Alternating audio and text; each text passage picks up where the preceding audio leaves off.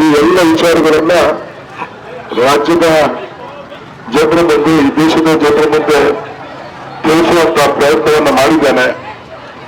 ಇವತ್ತು ಬೆಂಗಳೂರಿಗೆ ಭಾರತೀಯ ಜನತಾ ಪಕ್ಷ ಕೇಂದ್ರದಲ್ಲಿ ಅಧಿಕಾರಕ್ಕೆ ಬಂದ ಮೇಲೆ ನಾವು ಕರ್ನಾಟಕದಿಂದ 24 ಲಕ್ಷ ಕೋಟಿ ಹಣವನ್ನು ನಾವು ಕೇಂದ್ರ ಸರ್ಕಾರದಿಂದ 24 ಲಕ್ಷ ಕೋಟಿ ಹಣವನ್ನ ಕಳೆದ 10 ವರ್ಷಗಳಲ್ಲಿ ಕೇಂದ್ರದಿಂದ ನಾವು ಕೊಟ್ಟಿದ್ದೇವೆ. ಆದರೆ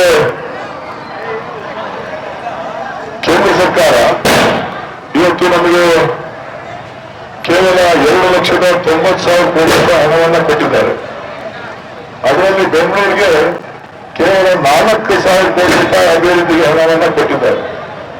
ಸೊ ಇದು ತಾರತಮ್ಯ ಅಲ್ವಾ ಅನ್ನೋದನ್ನ ಪ್ರತಿಯೊಬ್ಬ ನಾಗರಿಕರು ಕೂಡ ಚಿಂತನೆಯನ್ನ ಮಾಡಬೇಕು. ಬೆಂಗಳೂರಿನ ಅಭಿವೃದ್ಧಿಯನ್ನು ಮಾಡಬೇಕು ಅಂತ ಹೇಳಿದ್ರೆ ಇವತ್ತು ನಮ್ಮ ತೆರಿಗೆಯ ಪಾಲನ್ನ ನಾವು ಕೇಳಲೇಬೇಕಾಗ್ತದೆ, ಹೋರಾಟವನ್ನು ಮಾಡಬೇಕಾಗ್ತದೆ. ಇವತ್ತು ಕೇಂದ್ರ ಸರ್ಕಾರ ನಡೀತಾ ಇದ್ದರು ನೀವು ಏನು ತೋರಿಸಿ ಇವತ್ತು ಪ್ರತಿಯೊಬ್ಬರಿಗೂ ಕೂಡ ಅನ್ಯಾಯವನ್ನು ಮಾಡ್ತಾ ಇರ್ತಕ್ಕಂಥದ್ದು. ಈ ವಿಚಾರವನ್ನ ರಾಜ್ಯದ ಜನರಿಗೆ, ರಾಷ್ಟ್ರದ ಜನರಿಗೆ ತಂದಿದ್ದೇನೆ. ನಾನಾದ್ರೂ ಹೇಳೋದಿಷ್ಟೇ, ನಿಮ್ಮ ಮಕ್ಕಳ ಭವಿಷ್ಯ ಮುಂದಿನ ದಿನಗಳಲ್ಲಿ ಕರ್ನಾಟಕದಲ್ಲಿ ಉಳಿಬೇಕು ಅಂತ ಅಂದ್ರೆ ಈ ನಮ್ಮ ತೆರಿಗೆ ಹಕ್ಕನ್ನ ನಾವು ಪ್ರತಿಪಾದನೆಯನ್ನ ಮಾಡಬೇಕಾಗ್ತದೆ. ಇವತ್ತು ನಮ್ಮ ಉದ್ಯೋಗಗಳು ಉತ್ತರ ಪ್ರದೇಶಕ್ಕೆ ಹೋಗ್ತಾ ಇದೆ, ನಮ್ಮ ಅಭಿವೃದ್ಧಿಯವರ ಉತ್ತರ ಪ್ರದೇಶ ಗುಜರಾತ್ಗೆ ಹೋಗ್ತಾ ಇದೆ. ಆ ಒಂದು ನಿಟ್ಟಿನಲ್ಲಿ ನಾವು ನೀವೆಲ್ಲ ಸೇರಿ ಹೋರಾಟವನ್ನು ಮಾಡೋಣ. ಇವತ್ತವರೆಗೂ ಕೂಡ ಬೆಂಗಳೂರಿಗೆ ನೀರು ಕೊಡುವಂತಹ ಮೇಕೆದಾಟು ಯೋಜನೆಯನ್ನ ಕಳೆದ 5 ವರ್ಷಗಳಿಂದ ಮಾನ್ಯ ಪ್ರಧಾನಮಂತ್ರಿಗಳು ಕೊಟ್ಟಿಲ್ಲ. ಇವತ್ತು ನೀರನ್ನ ಕೊಟ್ಟಿದ್ದ ಯೋಜನೆಯನ್ನ ಕೊಟ್ಟಿದ್ರೆ ಬೆಂಗಳೂರಿಗೆ ನೀರಿನ ಸಮಸ್ಯೆಯನ್ನ ಬಗೆಹರಿಸಲಿಕ್ಕೆ ಸಾಧ್ಯ ಆಗ್ತಾ ಇತ್ತು.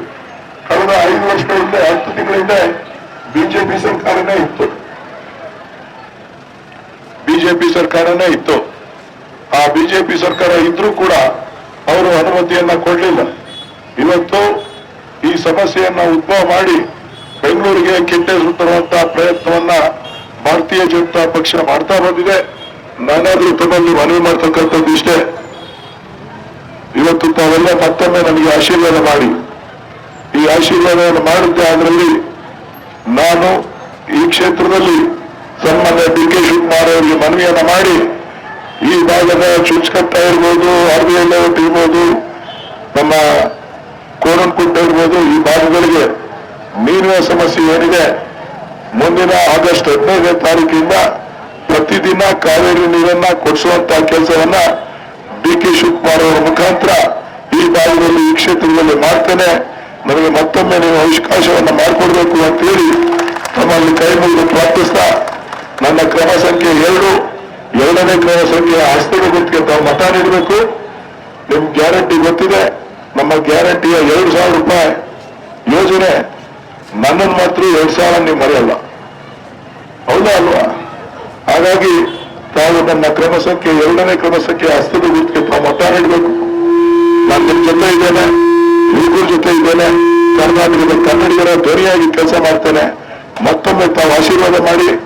ನಾನು ಮಾತಾಡಬೇಕು ಅಂದ್ರೆ ಗಂಟ್ಲೆ ನನ್ನ ಕೈಲಿ ಆಗ್ತಾ ಇಲ್ಲ, ದಯವಿಟ್ಟು ಕ್ಷಮಿಸಿ ಅಂತ ಹೇಳಿ ತಮ್ಮಲ್ಲಿ ಪ್ರಾರ್ಥಿಸ್ತಾ ತಮ್ಮೆಲ್ಲರಿಗೂ ವಂದಿಸಿ ನನ್ನ ಮಾತನ್ನ ಮುಗಿಸ್ತೇನೆ.